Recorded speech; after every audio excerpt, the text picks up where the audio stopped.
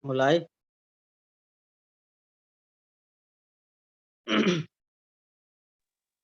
Bismillahirrahmanirrahim. Alhamdulillahi rabbil alamin. Wa sallallahu wa sallam ala sayyidina Muhammadin Thahal amin. Wa ala alihi wa sahabatihi at-tayyibin at-tahirin. Wa man ittaba'ahum bi ihsanin ila yaumiddin. Allahumma la sahla illa ma ja'altahu sahla. Wa anta taj'alul hazna idza syi'ta sahla. Allahumma 'allimna ma yanfa'una wanfa'na bima 'allamtana wa zidna 'ilma wa na'udzu bika min hali ahli an-nar. Allahumma rzuqna al-ikhlasa fin niyyati wal qawli wal 'amal lillahi ta'ala. Alhamdulillah, kita panjatkan syukur pada Allah Subhanahu wa taala yang sampai detik ini masih memberikan kepada kita berbagai macam kenikmatan yang begitu besar, yang begitu banyak, terutama nikmat iman dan Islam. Nikmat terbesar yang Allah berikan terhadap seorang hamba-Nya.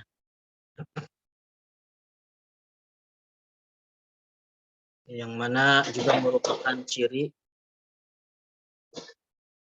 bahkan merupakan tanda bahwa ketika Allah Subhanahu wa taala mencintai seorang hamba-Nya, Allah jadikan dia seorang yang beriman.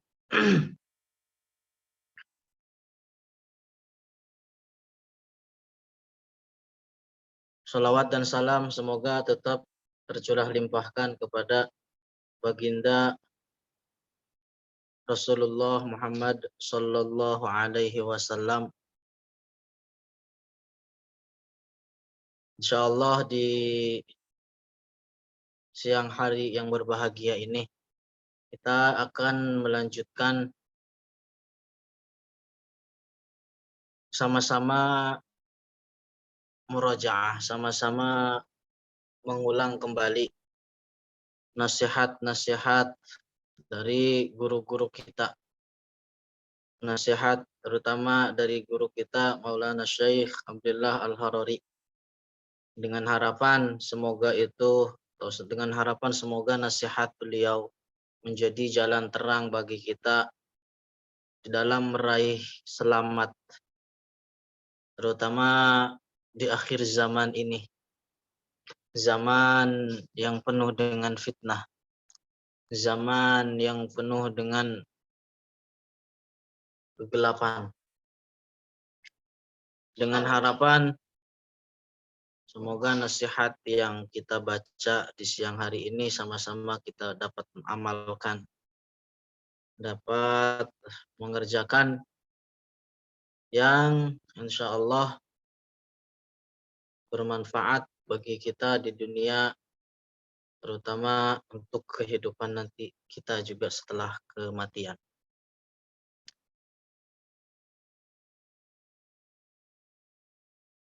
Insya Allah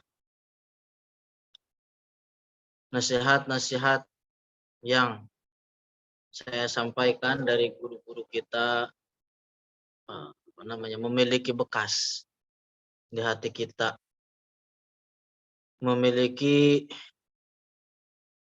bekas sehingga akhirnya ada keinginan bagi kita atau senantiasa memotivasi dan mendorong kita untuk upgrade kualitas diri menjadi lebih baik. Karena orang yang mencari kehidupan atau orang yang mencari kebahagiaan akhirat adalah mereka yang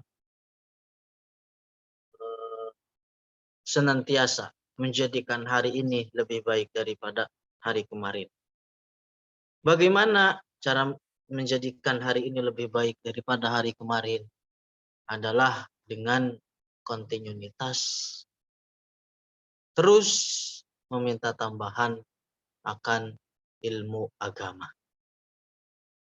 Nah, berarti dengan demikian ketika seseorang terus kontinuitas upgrade, update ilmu agamanya, berarti dengan demikian dia telah upgrade kualitas dirinya, bagaimana dia menjadi lebih baik di hari ini daripada hari yang kemarin.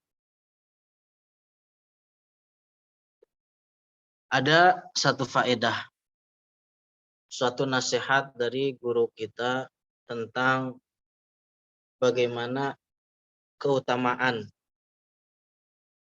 orang kontinuitas di dalam hadir, duduk, mendengarkan kepada majelis ilmu.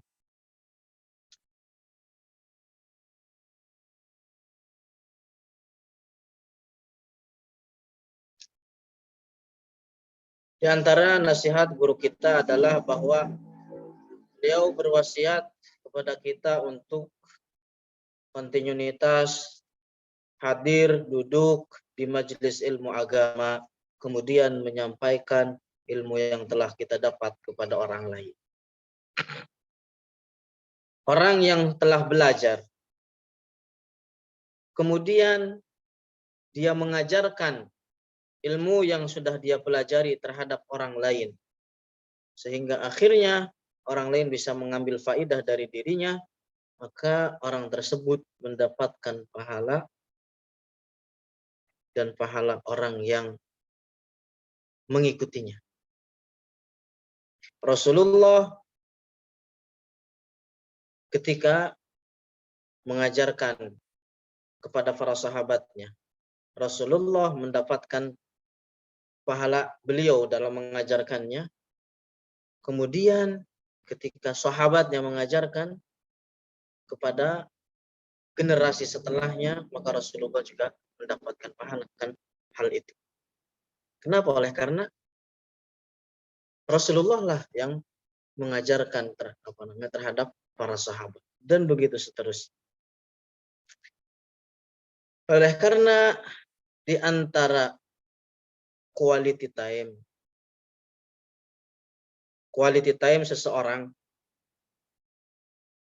adalah ketika dirinya menghidupkan atau mempelajari ilmu yang bermanfaat bagi dirinya dan kontinuitas terus di dalam menyebarkan ilmu tersebut, ilmu yang sudah dipelajari terhadap orang dewasa ataupun mereka yang masih usia dini.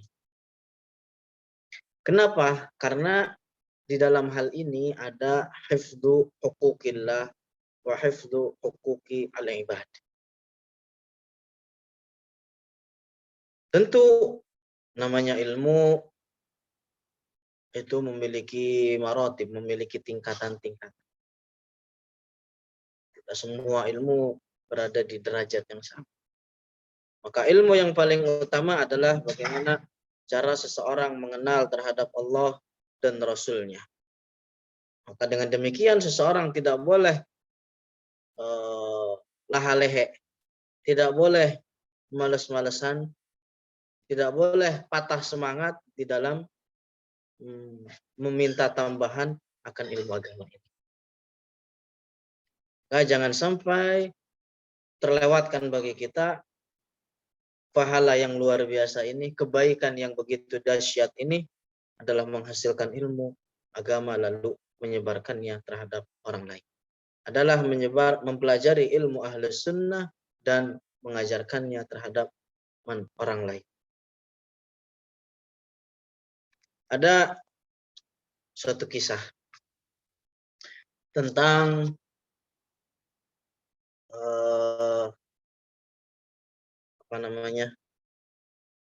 panglima perang.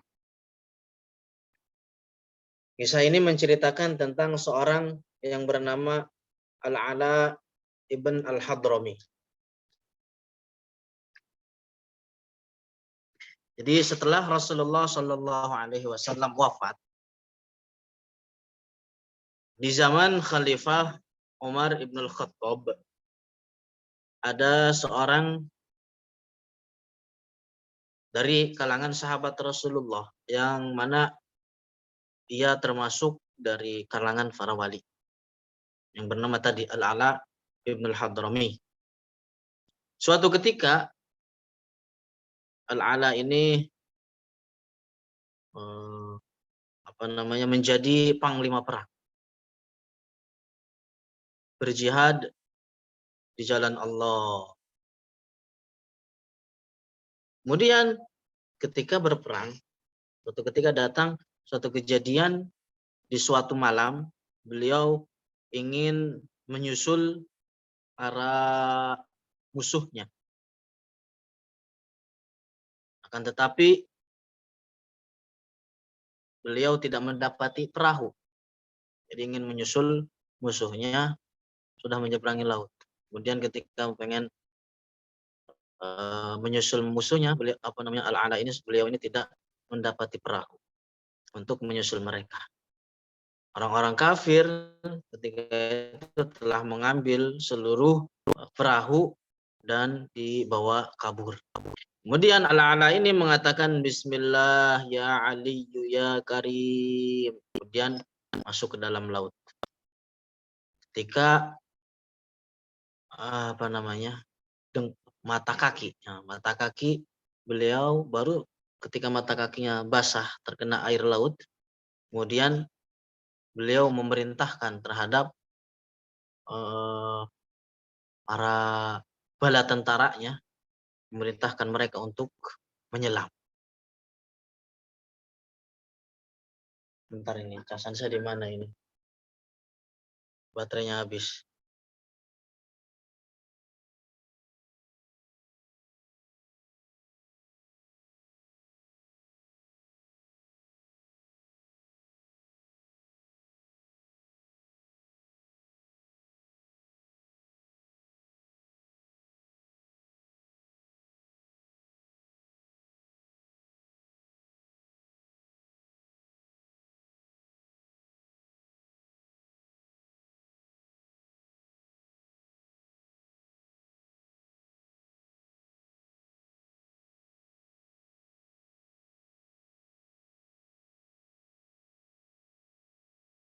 Ngapunten. Jadi ketika beliau masuk ke dalam laut, memerintahkan kepada bala tentaranya untuk masuk ke dalam laut menyelam untuk menyusul mereka, orang-orang kafir.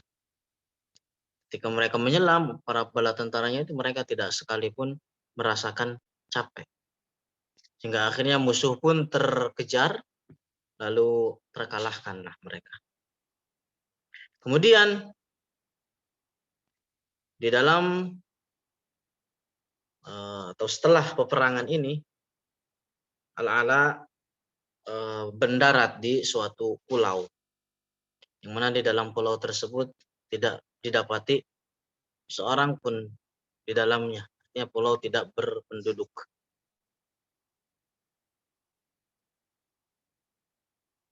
Sanalah beliau meninggal, Al-Ala ibn al-Hadram ini. Kemudian bala tentaranya berinisiatif mereka untuk segera menguburkan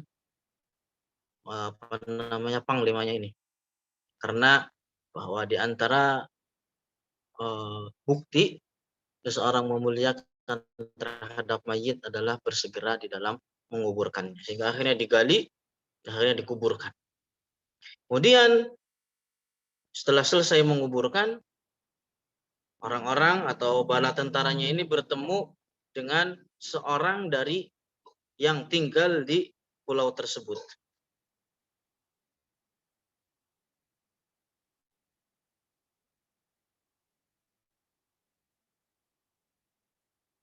Hingga akhirnya yang tinggal di satu orang yang tinggal di pulau tersebut bertanya kepada para tentaranya, siapa yang kalian kubur itu? Kemudian dijawab Al-Ala ibn al-Hadrami. Kenapa kok kalian menguburkannya di pulau ini? Kenapa kalian tinggalkan lalu dikuburkan di pulau ini? Sedangkan di dalam pulau ini banyak sekali binatang buas. Apakah kalian tidak takut binatang buas tersebut menggali lalu memangsa jenazahnya? Kemudian para bala tentaranya berinisiatif, iya coba ya. Hingga akhirnya mereka berkeinginan kembali untuk menggalinya. Kemudian ketika mereka berusaha untuk menggali, mereka tidak mendapatinya. Akan tetapi mereka mendapati kuburan luas membentang sejauh mata memandang, dipenuhi dengan cahaya. Di lubang tersebut penuhi dengan cahaya. Adapun jasadnya tidak dilihat, tidak didapatkan oleh mereka. Allah mengangkat jasadnya pada tempat mana Allah kehendaki. Jadi keadaan yang seperti ini itu sangat jarang didapatin. Di betapa banyak atau ada juga yang sebagian orang-orang atau kuburan dari orang-orang soleh telah diluaskan dan dipenuhi dengan cahaya. Adapun banyakkan orang-orang ketika dikubur kemudian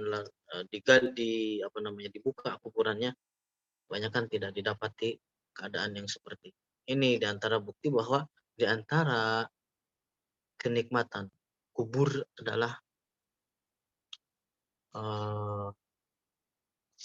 diluaskannya kuburan tersebut sejauh mata memandang.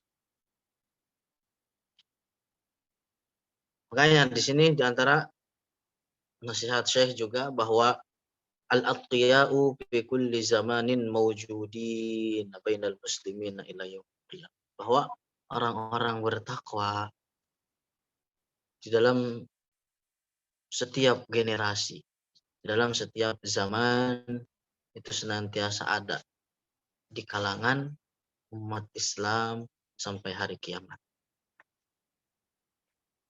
Akan tetapi sebagian orang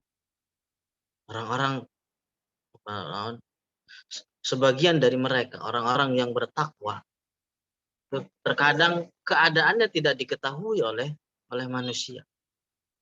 Karena misalnya pakaiannya compang-camping, karena misalkan dia seorang yang benar-benar seorang yang fakir, Allah sembunyikan mereka. Akan tetapi ada juga sebagian orang yang bertakwa, Allah nampakkan mereka. Allah berikan mereka syuhroh, memberikan mereka ketenaran. Akan tetapi kebanyakan orang-orang bertakwa, Allah sembunyikan mereka dari pandangan manusia. Yang tidak diketahui oleh kebanyakan orang. Padahal derajat orang tersebut itu sangat tinggi menurut Allah. Jadi dari kalangan para wali itu tidak, sebagian mereka ada yang tidak diketahui ketika mereka duduk hadir di majelis-majelis orang. Tetapi ketika dia hilang atau ketika tidak diketahui keberadaannya, orang-orang tidak menanyakan tentang dirinya. Makanya dituntut dari kita ketika melihat seorang muslim itu untuk berbaik sangka terhadap dirinya.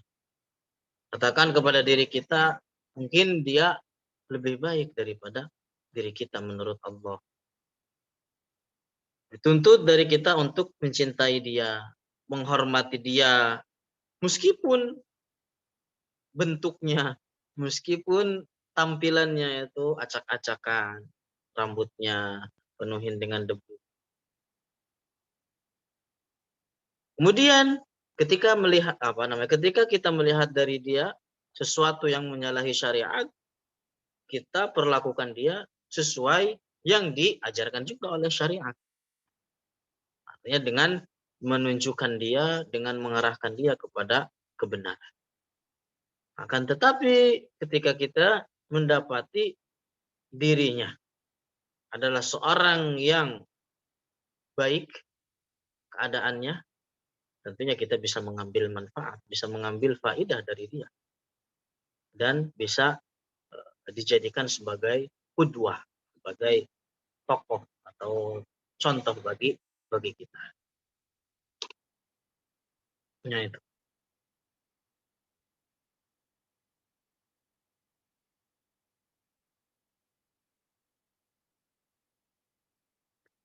Hmm.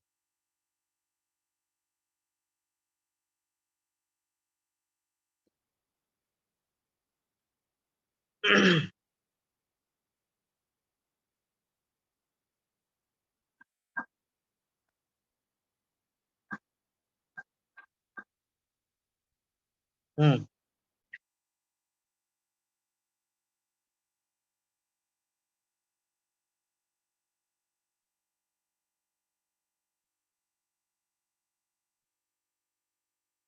Nah, wasiat guru kita di dalam pentingnya seorang muta'alim, seorang murid itu bersifatan dengan sifat al-hilm ketika di dalam proses menghasilkan ilmu. Artinya al-hilm itu bersifatan dengan bijaksana. Ketika tertimpa sesuatu, dia tidak cepat marah. Artinya apa? Tidak cepat emosi, dan seterusnya. Itu. Jadi wasiat Syekh adalah senantiasa bagi kita untuk bersifatan dengan al-hilm. Karena di antara adab seorang muta'allim, mereka yang belajar adalah hendaknya dia seorang yang halim, lemah lembut, bijaksana. Karena dengan sifat ini, situlah benar-benar nyata tentang makna ta'lim. Begitu juga sabar di dalam menempuh kesulitan, sabar di dalam menempuh berbagai macam cobaan ketika belajar, di dalam proses belajar. Karena dengan demikian itu yang akan mempermudah bagi dia mendapatkan faedah, mendapatkan hasil di dalam proses belajarnya. Makanya dari sini para ulama mengatakan al-hilmu zainul ilmi. Makanya dari sini guru yang halim, bijaksana, dalam artian apa tadi? Tidak mudah marah ketika tertimpa sesuatu. Guru yang halim itu lebih mengena terhadap murid ketimbang dia yang tidak halim, tidak bijak. Karena berarti dengan demikian orang yang bijaksana atau guru yang bijaksana itu lebih bisa memberikan manfaat yang banyak ketimbang mereka yang tidak bijak, tidak halim. Para nabi itu kalau seandainya tanpa sifat ini tidak mungkin memberikan manfaat terhadap orang-orang dengan manfaat yang begitu besar. Karena dari ini bahwa al-hilm itu diantara sifat yang bagus, diantara sifat yang baik. Para nabi kalau seandainya mereka tidak halim, tidak akan memberikan manfaat terhadap umatnya. Dan tetapi mereka kontinuitas di dalam bersifatan dengan sifat al-hilm, sabar, sehingga akhirnya apa bisa memberikan manfaat terhadap umatnya. Dan yang demikian hilm adalah diantara termasuk sifat yang paling mulia. Orang yang kehilangan sifat ini berarti manfaatnya sedikit. Makanya masing-masing dari kita hendaknya bersifatan dengan sifat yang mulia ini dengan dilandasi niat yang ikhlas karena Allah Subhanahu wa taala. Karena sesungguhnya amal itu tergantung niatnya. Niat merupakan fondasi penting di dalam beramal.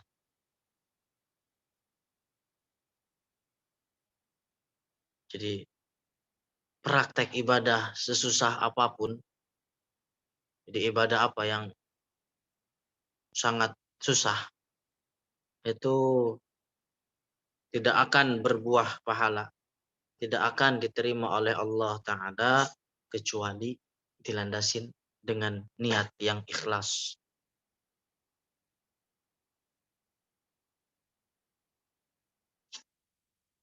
Jadi Allah tidak akan menerima suatu amal yang di dalam amal tersebut pelakunya berinisiatif atau ada keinginan dipandang agar orang lain memuji terhadap dirinya, meskipun itu satu orang.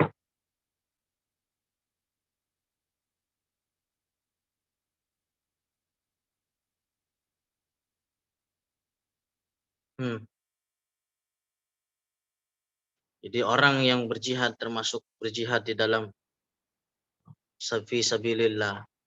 Ini apa kan dirinya itu berindikasi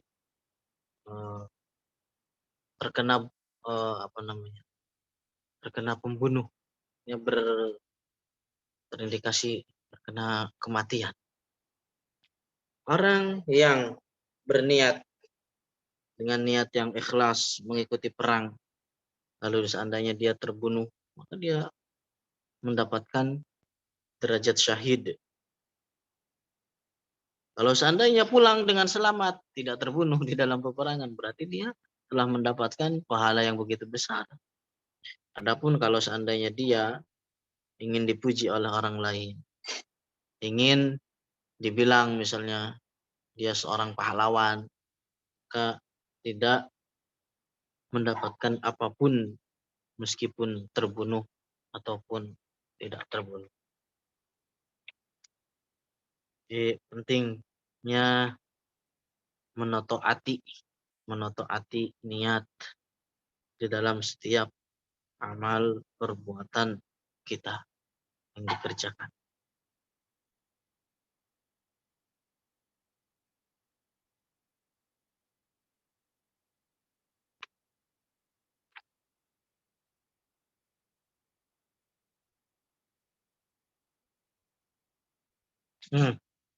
Wasiat Syekh, mungkin ini terakhir. Wasiat Syekh selanjutnya adalah beliau berwasiat kepada kita untuk sabat, kontinuitas di dalam menuntut ilmu, di dalam menghasilkan ilmu agama. Kenapa? Karena orang yang dikehendaki oleh Allah, orang yang dikehendaki Allah baginya kebaikan yang banyak, Allah jadikan dia memiliki semangat yang tinggi di dalam menghasilkan ilmu agama. Adapun orang yang semangatnya lemah, payah, tidak ada keinginan, himmahnya lemah dalam mencari ilmu agama, maka dia adalah seorang yang kebaikannya sedikit menurut Allah. Semestinya bagi seorang yang penuntut ilmu, hendaknya dia mengulang sesuatu yang telah dia pelajarin kemarin itu 5 kali. 5 kali beliau menjelaskan.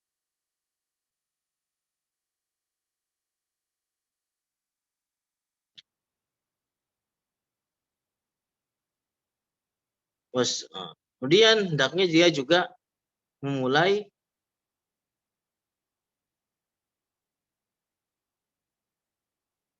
tahdir. Tahdir itu persiapan untuk mengambil dari guru. Artinya dia juga bertahdir sebelum memulai dars terhadap gurunya.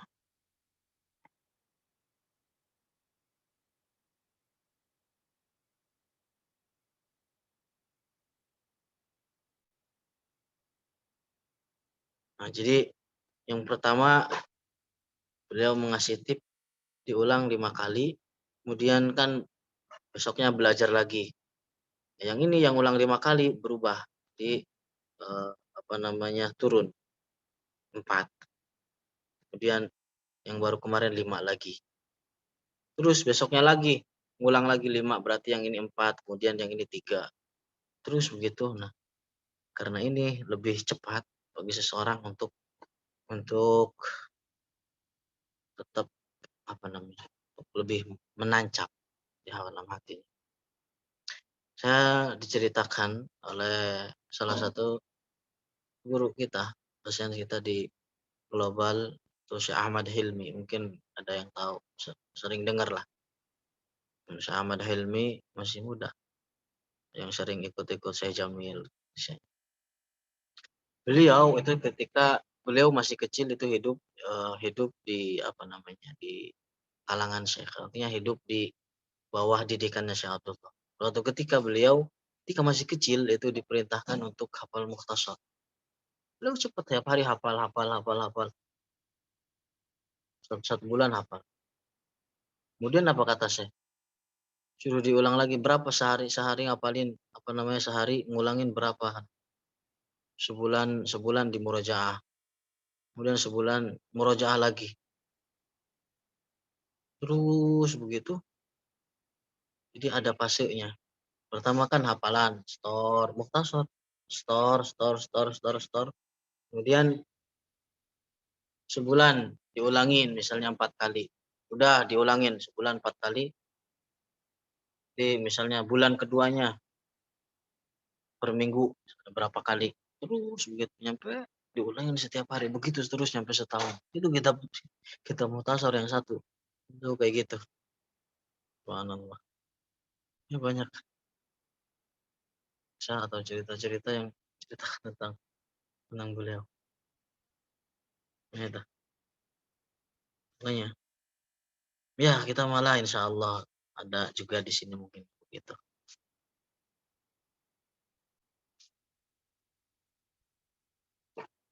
Penuntut ilmu ala sabilin najat.